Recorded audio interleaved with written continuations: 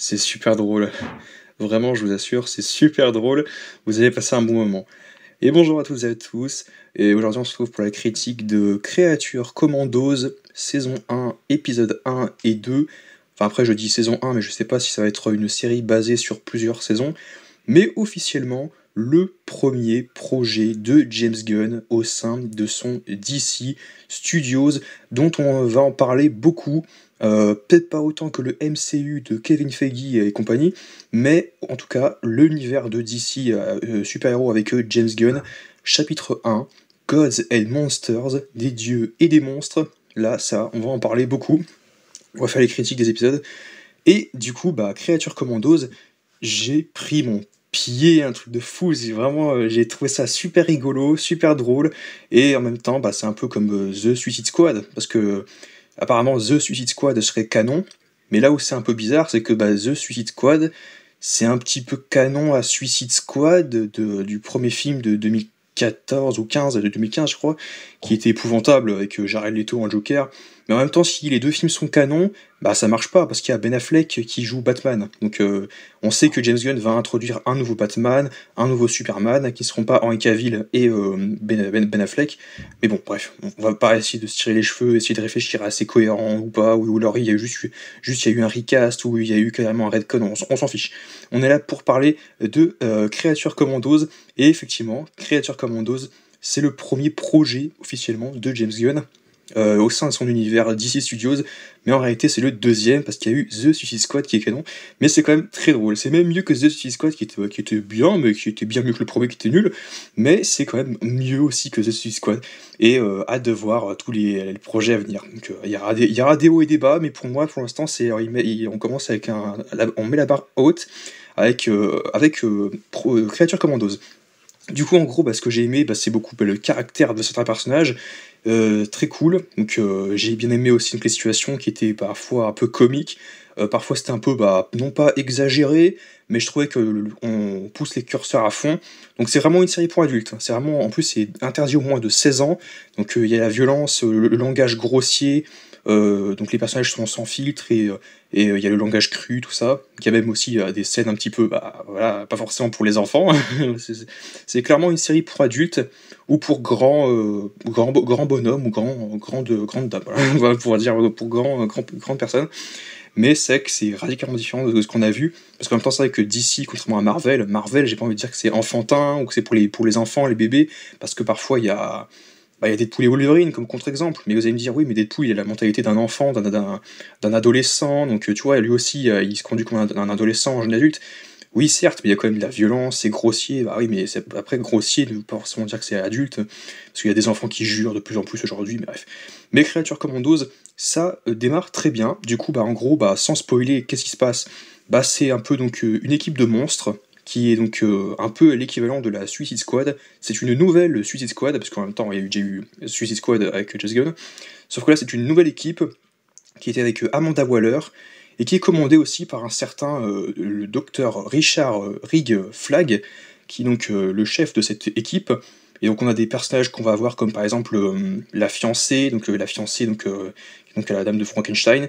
On va avoir donc des personnages comme Phosphorus, G.I. Robot, Nina Mazursky, c'est ça, Nina Mazursky, qui est donc la personnage, le membre le plus important, le plus intelligent, le plus raisonnable de l'équipe, selon Waller.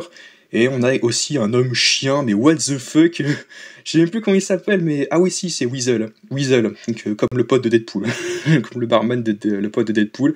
Il s'appelle Weasel, et c'est une équipe qui est complètement what the fuck, où il est vraiment, où ça jure de partout. Après, en plus, c'est pas non plus exagéré, je trouve, mais c'est vrai que c'est quand même grossier et pas recommandé pour les enfants, bien que ça soit de l'animation. Et pareil, j'avais parlé donc des actualités d'ici, comme quoi effectivement le premier chapitre de James Gunn c'était un peu osé, parce que ça parlait de personnages un petit peu inconnus au bataillon, parce que mis à part Superman et Supergirl, donc notamment qu'on aura donc, dans le premier chapitre aussi, il y a un film qui est prévu. À part ces personnages-là, à quelque chose près, à part Batman, Superman et Supergirl, c'est quasiment basé que sur des méchants ou des anti-héros ou des monstres. Voilà. Donc il y aura des films consacrés à eux, des séries. Et pour le coup, c'est vrai que c'est que des monstres, donc dans cette nouvelle Suicide Squad, donc il est l'équipe équipe M pour monstres, et c'était vraiment trop cool. Donc ils ont eu une première mission, et ça part en live beaucoup de moments. C'est un peu ouais, comme Rick et Morty, ou ce genre de dessin animé, ouais, pour avoir même un peu un cran au-dessus de Rick et Morty, parce que c'est vrai que Rick et Morty, c'est vrai que c'est un peu... Ça jurait pas non plus de partout, mais c'est vrai que Rick et Morty, c'est quand même assez crétin, hein, c'est quand même assez relativement crétin le peu que j'ai vu. Mais là, c'est vrai que c'est crétin, mais pas trop non plus, quoi. C'est vrai que c'est juste un peu, ouais, un peu enfantin, ça jure, tout ça, mais il y a de l'action, mais encore une fois, c'est pas pour me déplaire, parce qu'il y a de l'action, et en plus, c'est relativement fluide, il faut le dire, c'est fluide, parce qu'en 2 épisodes, je me suis pas ennuyé une fois, en plus, les épisodes ne sont pas longs, ils durent 21 minutes, c'est allé très vite, donc 42 minutes environ, donc plutôt qu'on va dire 42 minutes, 40 minutes, c'est allé très vite, moi je me suis pas ennuyé une seule seconde, je me suis dit ah c'est déjà fini, ah bah ouais, que c'est cool. Donc j'ai hâte de voir les épisodes suivants et de voir donc comment le lore, enfin le DC Studio de James Gunn va se développer. Du coup on va passer dans une partie spoil. Mais attention partie spoil, on va donc critiquer les 2 premiers épisodes. En gros, bah, la première mission, donc, tu as donc Flag, je crois c'est Dr Richard Flag, qui est amené du coup bah, à emmener l'équipe des monstres, l'équipe M de Waller. D'ailleurs, Waller a sa série elle aussi. Du coup, bah, directement au pays qui est le Pocolistan, je crois. Donc, le Pocolistan, un pays fictif, au même titre que comme dans Marvel, avec le Wakanda pour Black Panther, ou la Latverie pour le Docteur Doom. Voilà, donc c'est un pays fictif, donc le Pocolistan, où ils sont amenés à veiller sur la sécurité de la princesse Ilana, je crois. Dis-moi si je me trompe. Et direct, le Docteur Flag tomberait dingue de cette fille. Il a 5 coups de foudre, il est sous le charme. Et c'est assez rigolo la relation. parce qu'elle lui dit ouais, moi j'aime bien les hommes mûrs, ce genre de choses. Et il y a des situations assez comiques par rapport à ça, et c'est très drôle. Voilà, c'est rigolo. Il y a aussi donc d'autres membres, donc les membres, donc on a la fiancée de Frankenstein et tout. Donc il y a une backstory dans l'épisode 2, j'y viendrai dans 2 minutes. Mais dans le premier épisode, bah, c'est juste la présentation de l'équipe, un petit peu comme dans Suicide Squad où paf, juste Waller, elle leur dit lui il s'appelle le machin ou l'autre. Et donc du coup tu as donc des personnages comme la fiancée, J.I. Robot, etc. qui sont amenés à aller au Pocolistan. Et petit à petit, on va voir peut-être l'histoire de chacun des personnages qui va se développer. Et sinon, au niveau de l'action, l'histoire serait cool. Il y a même aussi, donc, dès qu'ils arrivent, la garde qui fait une blague en mode arrêtez-les, hein. Et puis après, ils font Waza. Voilà, c'est un peu. Il y a des trucs un peu absurdes, un petit peu bêtes, mais qui sont quand même jouissifs quand même. Tu te dis, bon, allez, pourquoi pas. Cette série, elle peut se le permettre. C'est rigolo, ça marche, ça fonctionne. Du coup, tu te dis, bah, c'est un peu what the fuck, mais c'est un peu bizarre son univers. Mais voilà, il y a un peu de toutes sortes des personnages comme ça qui vont arriver. Mais apparemment, donc, tu as une des femmes Amazon qui est là pour attaquer la princesse, enfin, je sais pas, qui est menacée, enfin, c'est elle qui menace la princesse, enfin, je crois que c'est ce que j'ai compris. Et du coup, Flag est là pour les arrêter, donc pour la protéger. C'est sa garde rapprochée, donc, et tout, parce que voilà, ce sont des et sinon, donc, on a donc une backstory avec la fiancée, donc qu'on apprend qui a été une créature qui avait été créée par une espèce de scientifique qui avait donc d'abord créé une espèce de Frankenstein, enfin un scientifique à la Frankenstein qui a créé donc la créature éclairante qui est connue de l'univers des monstres, qui voulait absolument une fiancée, donc du coup il lui a demandé donc de créer une femme pour lui, et finalement bah on apprend plus tard qu'il y a une relation assez glauque entre bah, le créateur et sa création, donc la fiancée. Du coup, bah, ça ne plaît pas bah, au premier, au bonhomme qui voulait une fiancée et tout, qui voulait la retrouver. Et ce qui est drôle, c'est qu'à toute fin, tu as un montage hyper drôle où il la poursuit pendant plus de 200 ans, au 19e et au 20e siècle, dans les déserts, dans les pays et tout, en lui disant mais ouais, mais j'ai fait ça par amour, je t'aime, tu es mon amour et tout.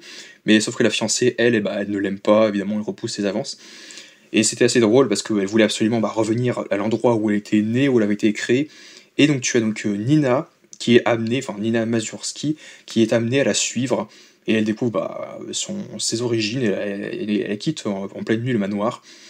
Donc il y a cette relation avec les 2 personnages, donc une qui est super bah, raisonnable, qui est très intelligente et intuitive, et l'autre qui est super bah, cash et tout, qui s'enfiltre, qui est un peu un petit peu bah, qui prend les devants, qui est un peu rebelle.